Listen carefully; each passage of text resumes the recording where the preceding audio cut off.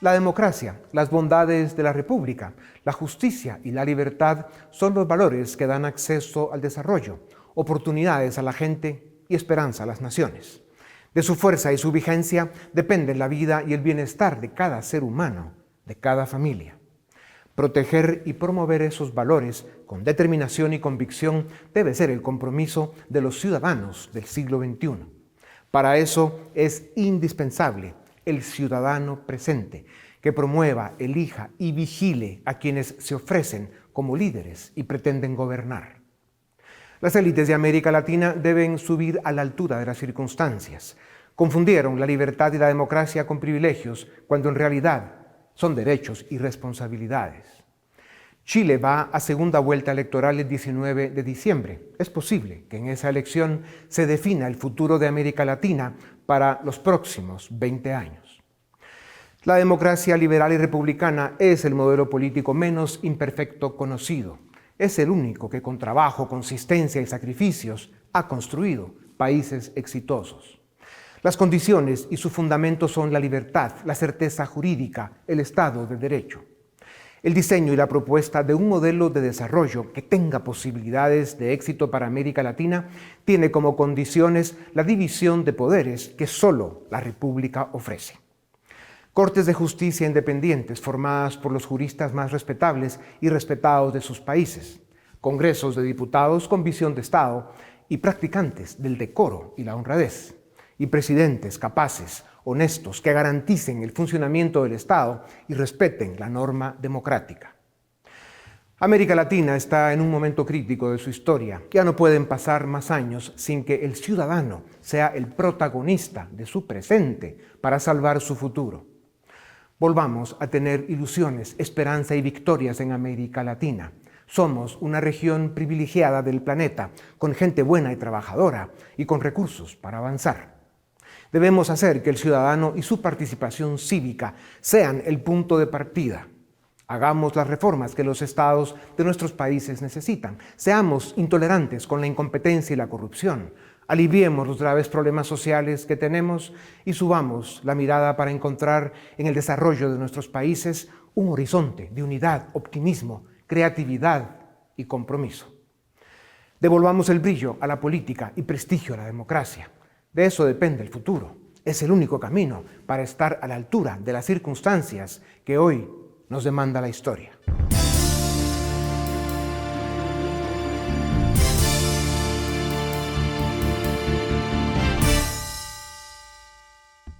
América Latina vive el resultado de sus logros, de sus fracasos, de sus avances insuficientes, de sus vacíos, de sus disfunciones, de su historia, de su cultura. El saldo es negativo. Los dramas que sobrellevamos lo confirman. La pandemia los empeoró. También es cierto que somos, otra vez, campo de batalla, objetivo, instrumento y protagonistas en una nueva guerra fría, esta vez entre Estados Unidos y China. Por intereses geopolíticos y económicos, China y sus satélites, en alianza con el Foro de Sao Paulo, hoy rebautizado como el Grupo de Puebla, intentan capturar y desfigurar las democracias de América Latina, coartar sus libertades civiles y destruir las economías. Cuba, Nicaragua y Venezuela dan cuenta de ello. Hoy lo intentan en Perú y Chile. Seguirán con Honduras, Colombia y Brasil. Esto no es teoría conspirativa. Las evidencias son contundentes y el impacto cada día más sensible. Si no caen antes, algunos gobiernos democráticos, pero débiles e impresentables, allá donde haya elecciones, se intentará avanzar con la captura de América Latina y con la implantación del modelo populista de extrema izquierda, que sirve a los intereses geopolíticos chino-rusos y a los objetivos dictatoriales del Grupo de Puebla. La ausencia de instituciones respetables, la falta de un modelo de desarrollo, La caída en los precios de las materias primas, el deterioro económico y una pandemia provocaron en los últimos 7 años una fuerte caída en el ingreso de los latinoamericanos. Esto agregó 22 millones de pobres para regresar a que la tercera parte de los habitantes en una de las regiones más ricas del planeta, 209 millones de seres humanos, vivan en la pobreza. La falta de oportunidades, gobiernos incompetentes, élites indiferentes, una economía global insuficiente y un mundo complejo, polarizado, inundado de mentiras, desinformación y contradicciones, ha provocado descontento social, resentimiento, confusión y desesperanza. Emociones estas que están siendo instrumentalizadas y manipuladas por grupos de izquierda para incitar inestabilidad política y conflictividad. Este drama se desenvuelve con la complicidad ciega y pasiva de grupos y gobiernos de derecha que se dedican a la corrupción y a defender intereses de corto plazo. La excepción hoy son Uruguay, Ecuador, Colombia, República Dominicana y Costa Rica, países en los que sus gobiernos respetan la norma democrática y gobiernan con responsabilidad. Hasta 2019, Chile fue el referente de estabilidad democrática y crecimiento económico desde los años 90. Y hasta hace unos días, Colombia brillaba por su estabilidad política, por su fortaleza institucional y su liderazgo regional.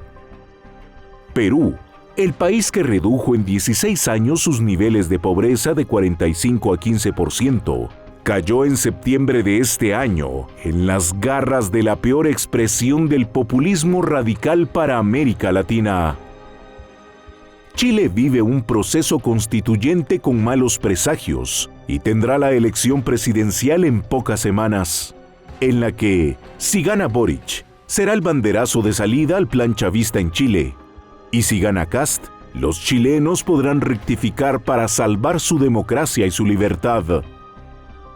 Para Colombia, que va a las urnas en mayo de 2022, los pronósticos son reservados. El populista de extrema izquierda, Gustavo Petro, con recursos ilimitados, apoyado por el aparato castrochavista y el narcotráfico, aparece de primero en las encuestas. Analistas serios afirman que, si cae Colombia, se pierde América Latina. Eso de sacrificar libertades a cambio de beneficios sociales es una de las grandes mentiras del socialismo del siglo XXI. Si los pueblos latinoamericanos quieren oportunidades, desarrollo y bienestar, tendrán que apostar por la libertad, por la democracia republicana y por el Estado de Derecho. Tendrán que elegir el trabajo duro y ofrecer su compromiso como ciudadanos presentes y activos. Este ha sido y será siempre el único camino para construir naciones de verdad.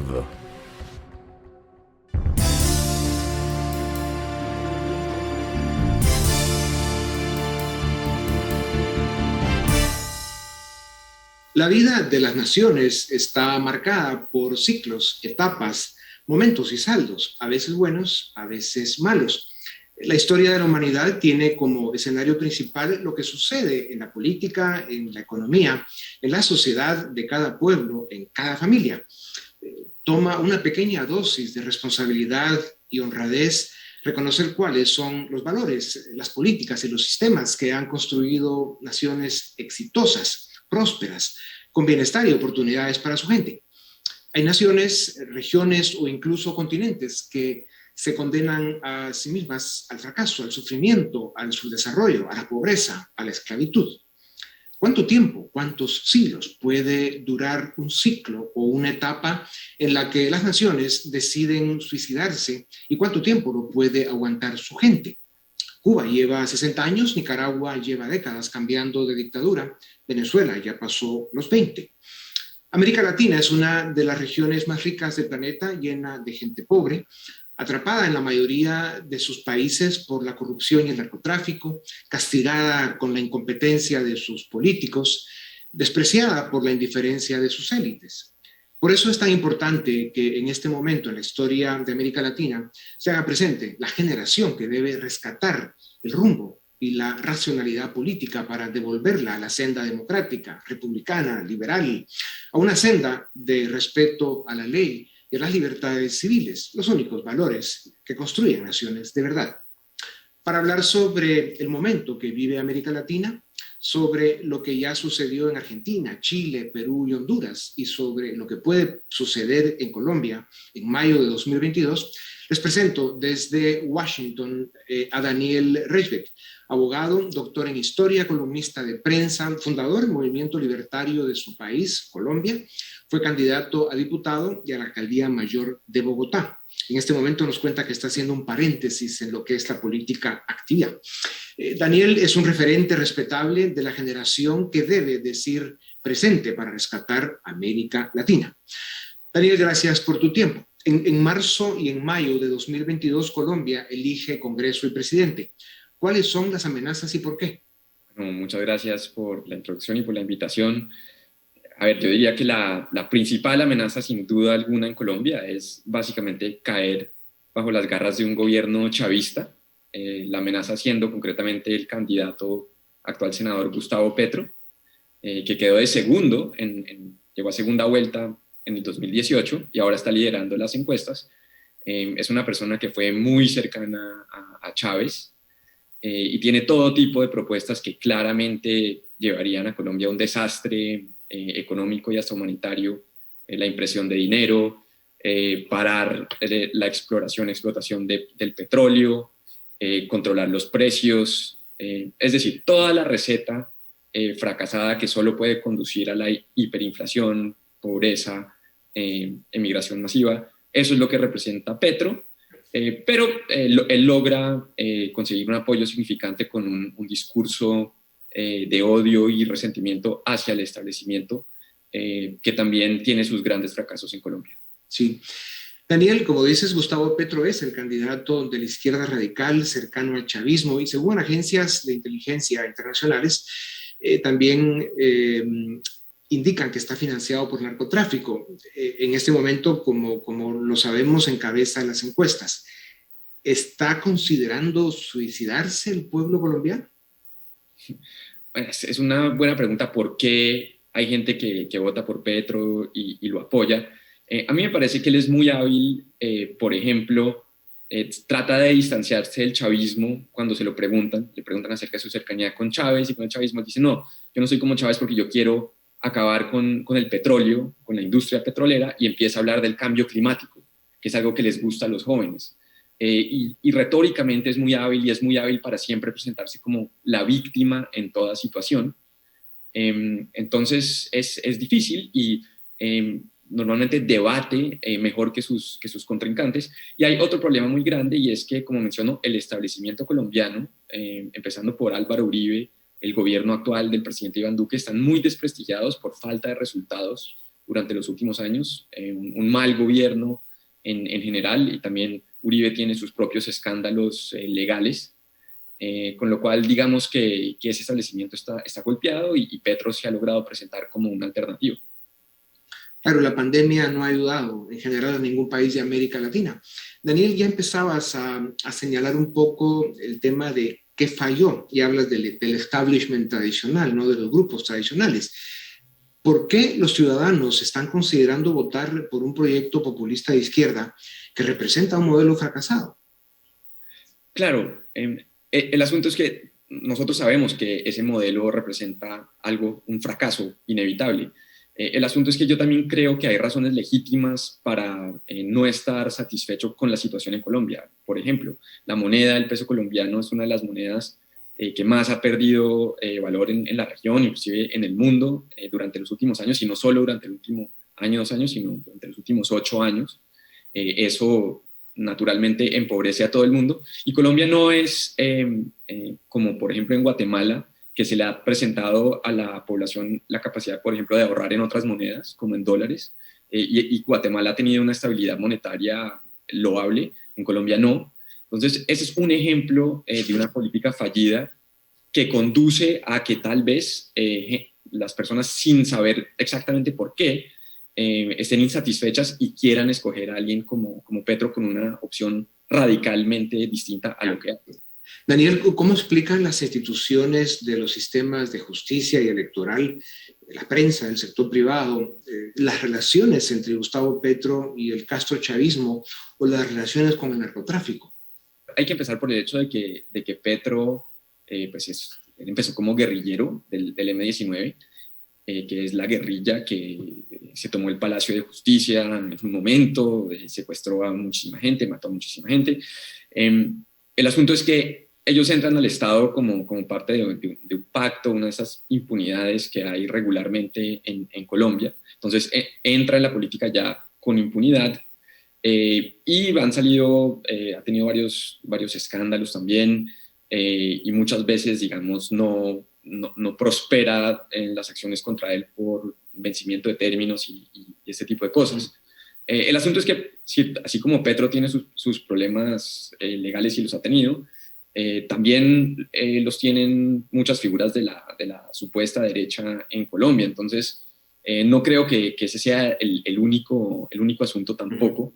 Sí. El peligro más bien, diría yo, son sus ideas y sus propuestas políticas. Ya, claro, el problema es sistémico. ¿Qué puede pasar en la segunda vuelta electoral? ¿Cuáles son las opciones? ¿Y quién tiene más posibilidades? El asunto es que, como se ve para las elecciones, como mencionaste, hay unas elecciones el 13 de marzo que son al Congreso, pero ese mismo día habrá varias consultas de coaliciones que se han formado. Una es la de Petro, que realmente no es una coalición porque él es el líder, claro, pero ellos van a llegar a una consulta para tratar de sacar muchos votos antes de la primera vuelta presidencial en mayo.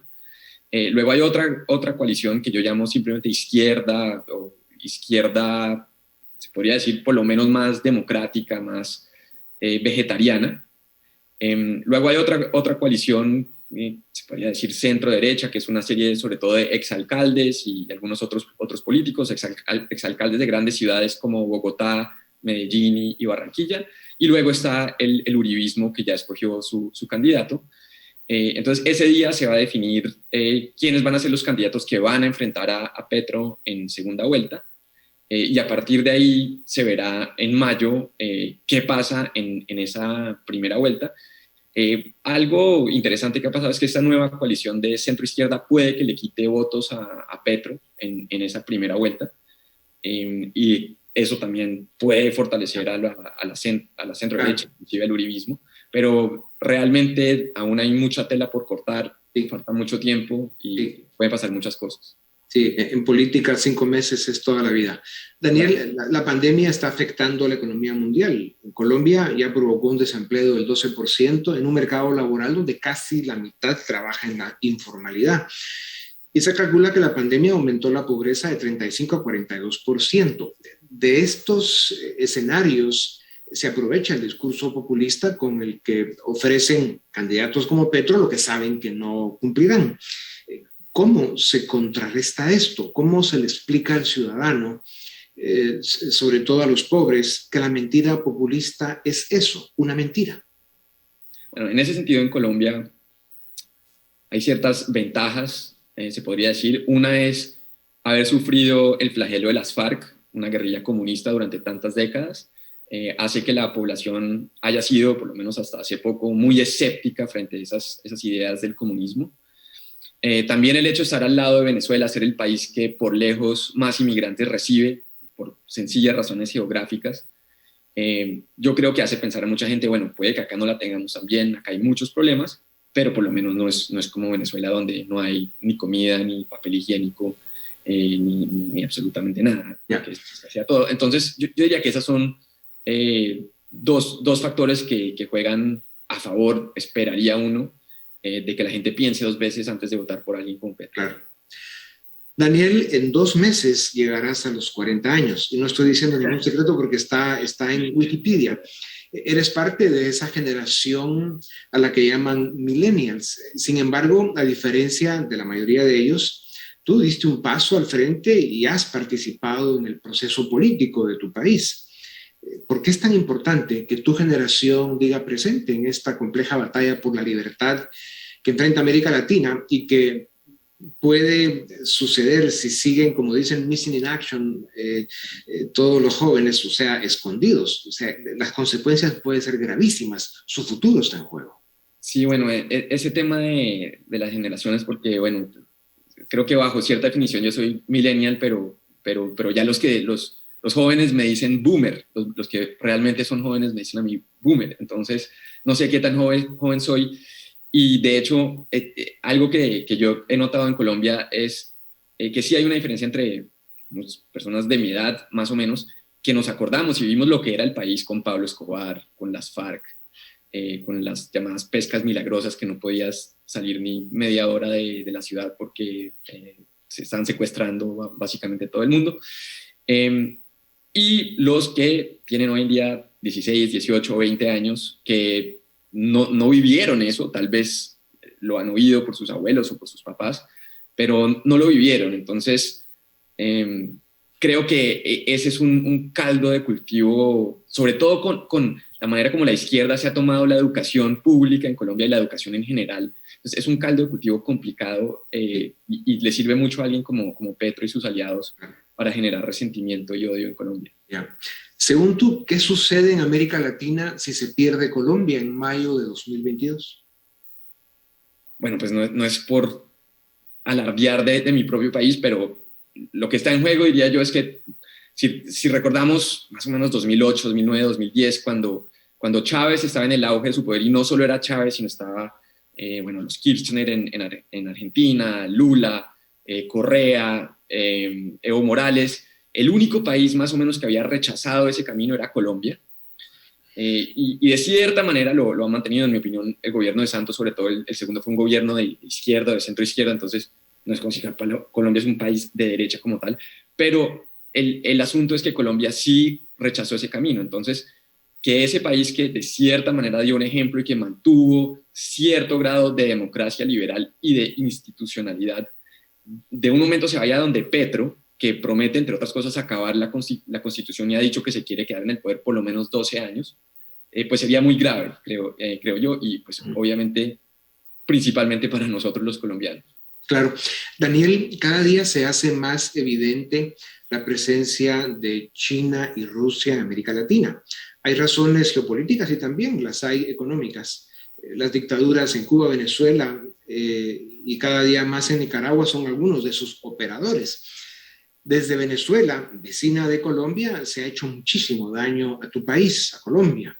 ¿Cuál es tu análisis sobre este tablero geopolítico? ¿Es la América Latina otra vez el campo de batalla de una guerra fría, esta vez entre Estados Unidos y China? ¿Qué estás escuchando en Washington? Bueno, pues hay quien dice que, no tanto en Washington, sino en nuestros países, que la Guerra Fría realmente nunca terminó en la América Latina. Y uno puede pensar en China y uno puede pensar en Rusia y demás, que son amenazas latentes y reales, pero yo diría que el mejor ejemplo es Cuba. A mí me sorprende que hasta el día de hoy países como Colombia mantengan relaciones diplomáticas con Cuba, que es un país abiertamente enemigo. Es decir, el ELN, que es una guerrilla que hasta el día de hoy opera, fue creada en Cuba o con el apoyo de Fidel Castro en los 60 y sigue causando daños y terror en Colombia. Entonces, que Cuba se considere de cierta manera un país amigo es impresionante, y obviamente Cuba lo que hizo fue colonizar Venezuela, y obviamente están muy involucrados en todo lo de Nicaragua. Entonces, ni siquiera hay que ir muy lejos para ver la Guerra Fría. La Guerra Fría nunca se terminó porque Cuba siempre siguió exportando esa revolución tan nefasta a todos nuestros países. Claro, y esa dinámica ha ayudado a que con el paso de los años y los ciclos económicos, que no los hemos manejado bien en América Latina, pues se vaya perdiendo la confianza en la democracia, se vaya perdiendo la confianza en las instituciones de la democracia, y eso es muy grave. Daniel, en los 90 Colombia estaba al borde del colapso por el narcotráfico y luego por la actividad de las FARC, de lo que ya mencionabas algo, pero desde los gobiernos de Pastrana y Uribe con el Plan Colombia consiguieron superar aquella etapa. ¿Cómo está hoy la situación del narcotráfico en Colombia? Muy breve. Pues ha empeorado mucho, realmente, porque, bueno, Santos tuvo un acuerdo con las FARC, pero básicamente se desmovilizaron los cabecillas, entraron al Congreso, pero las FARC siguen ahí. Miles y miles no se desmovilizaron y están llevando a cabo actividades de narcotráfico. Los cultivos de coca han aumentado drásticamente. Y lo que pasó simplemente fue que el negocio se democratizó. En los 90 había un Pablo Escobar o un cartel de Cali. Hoy en día son las FARC y muchos otros carteles más pequeños. Pero es el principal problema, la principal causa de violencia en Colombia por lejos. Pero yo sí creo que es un tema de oferta y demanda. Es decir, es muy difícil para Colombia sola resolver el problema, sobre todo atacando la oferta, que es lo que se ha hecho durante las últimas 3, 4 décadas. Entonces, ahí hay que mirar otras alternativas donde se tome en cuenta la demanda en países como Estados Unidos también. Lo tienes claro. Daniel, para terminar, las ideas de la libertad están en peligro en el mundo. Su amenaza más grande es la izquierda radical, como la que representa hoy Petro en Colombia. Pero también hay expresiones antiliberales desde facciones que dicen ser de derechas. Al llegar al poder abusan y atropellan, y el efecto es que facilitan el camino a futuros gobiernos de izquierda, que es lo que estamos viendo en una buena parte de América Latina en este momento. ¿Cómo podemos y debemos los liberales defender las ideas de la libertad en el mundo de hoy? Pues yo diría que hay que defenderlas de una manera consistente, y ahí lo difícil es que muchas veces, por estar tan concentrados en la izquierda y en esta amenaza tan grande del chavismo y todos sus satélites, vemos que cualquier enemigo del chavismo necesariamente puede ser nuestro aliado. Creo que eso no necesariamente es tan inteligente, porque si el aliado del liberalismo termina siendo tan estatista, tan violador de las libertades básicas, como puede ser una derecha colectivista, como la hay en Colombia, por ejemplo, yo creo que termina siendo contraproducente. Entonces, yo creo que hay que ser tan fiel como sea posible al liberalismo, así muchas veces no sea tan popular, pero creo que en el largo plazo es lo que paga. Ya. Pues Daniel, muchas gracias. Tú has sido y debes seguir siendo un referente no solo de tu generación, sino también como ciudadano colombiano, como ciudadano latinoamericano. Espero que Washington no te atrape por demasiado tiempo, porque sin duda alguna Colombia te necesita a ti, a todos los de tu generación, para salvar su presente y dejar de que esté bajo esa amenaza tan terrible el futuro. Así que sin duda alguna América Latina pasa por un momento difícil y Colombia enfrenta las urnas de la historia en los próximos meses. Esperamos que el pueblo colombiano tenga la sabiduría para tomar las decisiones que hoy la historia le demanda. Daniel, muchas gracias. A ustedes también gracias. Esto es Razón de Estado.